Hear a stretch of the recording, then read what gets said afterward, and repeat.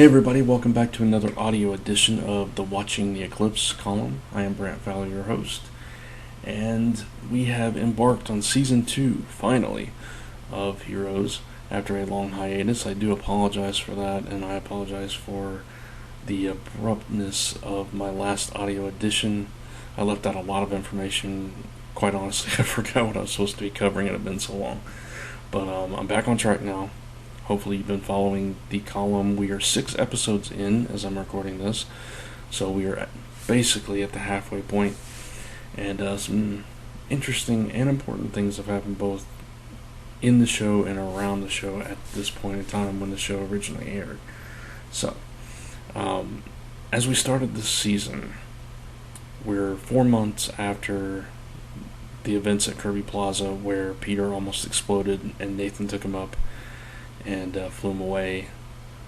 Hiro impaled Siler and got transported to 1671 feudal Japan, and Siler disappeared. So now we're picking things up. We have Parkman and Mohinder are in custody of Molly. They're kind of playing parental roles, although Mohinder is not around. He's on a circuit giving lectures and stuff about these powers and trying to get the attention of the company, which he does. And he infiltrates at HRG's request, so he's the inside man now. Parkman is pretty much still Parkman, but he is finally a detective. Somehow he's still able to go around the world and do whatever he wants, but, he's living his dream now. Nathan is raggedy. When the season starts, he's raggedy, he's a drunk, he's let himself go, he's lost his family. He's still mourning the loss of his brother, supposed loss, I should say. And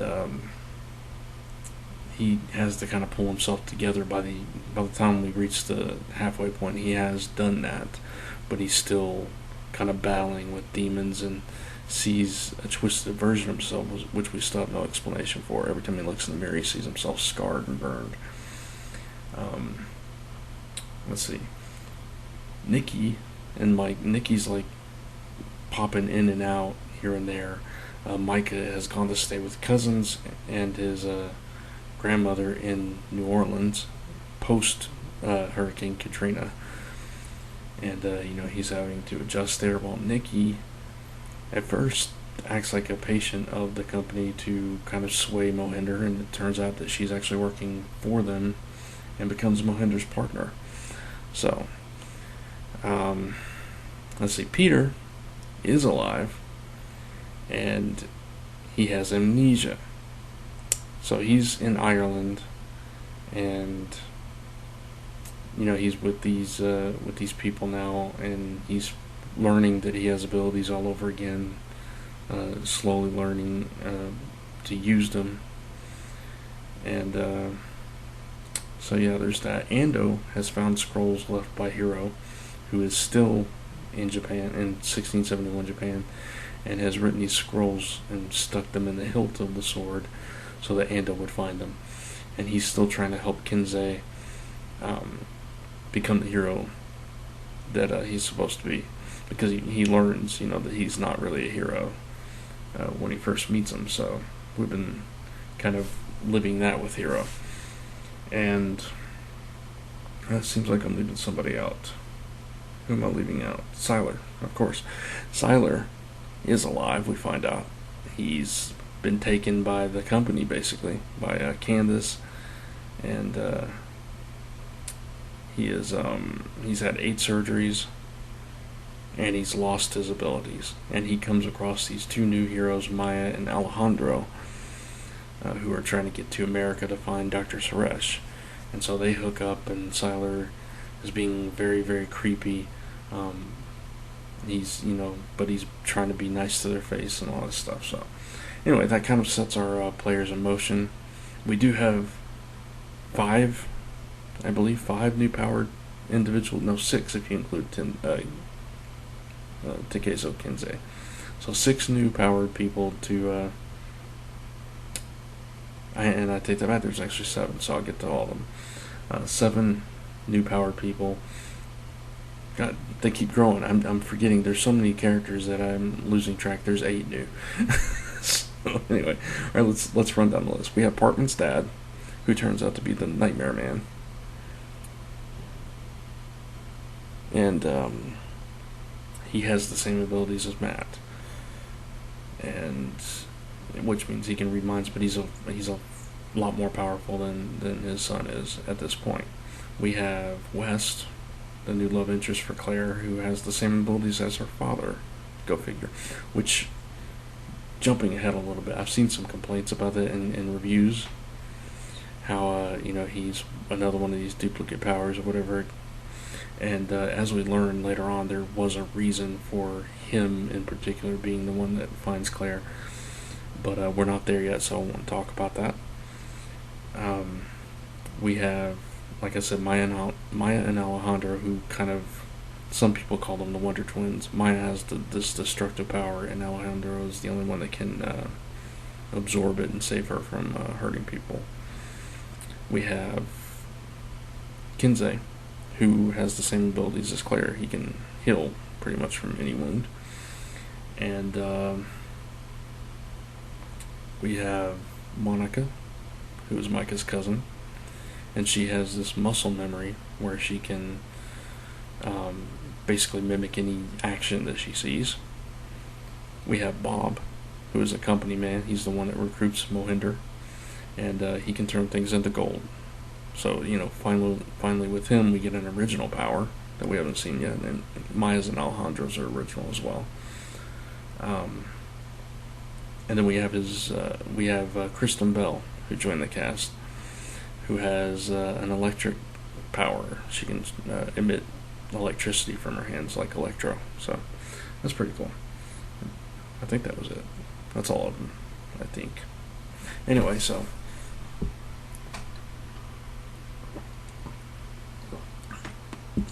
that kind of sets the framework for where we are. The whole 6 episodes that we've seen so far, Maya and Alejandro have just gotten to America after trying to get there, and they have Siler with them. Siler has told Alejandro his plans, although Alejandro doesn't speak English, so he doesn't understand them. But basically, Siler plans to kill them both and steal their powers once he has that ability to do so again. And like I said, Hiro has tried to help Kinsey, but Kinsey betrays him because he feels betrayed himself because Hiro fell in love with this girl. And Ando has reached the end of the scrolls. He has no more clues as to where Hiro is. Peter still has amnesia, and now he's stuck in the future with Caitlin, as some kind of outbreak has occurred because Mohinder's sister's virus, the Shanti virus, the company is experimenting with it, and that kind of leads us to believe that that's what the epidemic is going to be. So at least it's a new, large, overarching plot finally introduced. Nathan and Partman have gone after Partman's dad, and they find him, and then they get trapped in their own minds. And there's also this other overlying arc where somebody's going around killing all these group of people that included Linderman, the Petrellis, Partman's dad, Charles DeVoe, Bob, and several others. And somebody's going around and killing them, somebody named Adam Monroe. So, as far as Monica's storyline, she's just kind of learning her abilities. She's taken to the company, put through the paces, and then sent back home with an information packet of all things. And possibly the darkest part of this is HRG and the Haitian are reunited, and they're trying to take the company down, but they're doing it by any means necessary, and that includes murder. So, some interesting things going on this season so far. I do feel by the 6th episode, though, we are finally at the point where, for me personally, it's like, really, we need to move past this stuff. We need to stop being repetitive. We need to stop relying on the past season's kind of plot lines, the similarity with the paintings and with the travel to the future and having to stop something from destroying the world, and all that has been they were kind of hallmarks of the first season. We're kind of seeing those repeat here in different ways, but it's still kind of the same thing, and I'm kind of getting bored with it at this point, and I'm kind of hoping that they move past it. Now, interestingly enough, when they first started this season, it was supposed to be 24 episodes, and there were also supposed to be 6 additional episodes in the off-season, how they take the mid-season break over the winter. During that time, they were supposed to have 6 standalone episodes, which introduced new heroes. It was called Heroes Origins, which kept getting pushed back for a reason I'll talk about in a minute, and eventually canceled. This season ended up being 11 episodes, and they cut out an entire middle part of the season. It was supposed to be 3 volumes. It was supposed to be Genesis, Exodus, and Villains. The part that we got to see was the Generations. They changed the name to, and the Exodus part they completely cut out, and the Villains part they put into season 3 the next fall. Now the reason being is because of the Writers Guild of America strike that took place. Now, the thing is, the strike began on November 5th, 2007. Episode 7, which, I haven't written that column yet. That'll come later tonight, maybe early tomorrow morning. But that episode took place on November 5th, 2007. So at the point that we are at now, at the end of episode 6, they have entered the writer's strike. So at this point, we don't know what's, back in 2007, we didn't know what was going to happen to the show. They had filmed 5 more episodes, but that's it. They had not filmed any more episodes at that point. So it depended on how long the writer's strike lasted, and what they were able to do. The writer's strike lasted from November 5th, 2007 to February 12th, 2008. So by the time they got to that point, there was no time to film additional episodes for the second half of the season that would typically start back in late February, early March. So they decided to cut the rest of season 2 completely and move to season 3. So obviously this kind of left things jarred. We were left not with a clear ending, not where they wanted to end the season, and it kind of just fell off. Of course, we'll get to that. We still have 5 more episodes to go through, but at this point it's kind of like something's not quite right. All the talk, all the buzz about it was pointing to things not continuing like they were supposed to. There was already fan displeasure over the repetitive storylines, over the slow build up, over some of the characters not being as interesting, namely Maya and Alejandro. People weren't totally grabbing a hold of them, or Monica and Micah, that whole thing, and people still carried over. Some people carried over that dislike for Nikki, who has just kind of taken on the persona of her sister completely now. So yeah, it's kind of touch and go for me at this point, because the first 4 or 5 episodes I was totally on board. I was enjoying them once again, having fun with them. But now that we're at episode 6, I'm kind of feeling that, like I said at the beginning, I'm kind of feeling like they're being way too repetitive, and it's kind of getting boring and stale, and it's just like, oh, here we go again, when Peter went into the future and stuff. And I remember not liking that particular part of the story the first time around. So we'll see. I'll still reserve judgment until the end of the season, and But I mean, I think it's clear a lot of people just quit the show with season 2. They could not get on board with it. A lot of people didn't even come back for season 3, and some of them tried, but the show had changed so much by that point that it just wasn't the same for a lot of people. So, but that's kind of where things are at this point. So, ratings and everything kind of, they tanked, like I think it was episode 2 or 3. I made mention of it in the column, but then they rose back up, and it kind of stayed steady, at least until episode 6. I haven't looked ahead to see how things held up from there yet, but that's kind of where things were at, ratings wise, and even the reviews online were kind of steady and consistent. It's nothing stellar, but it was still favorable, by and large.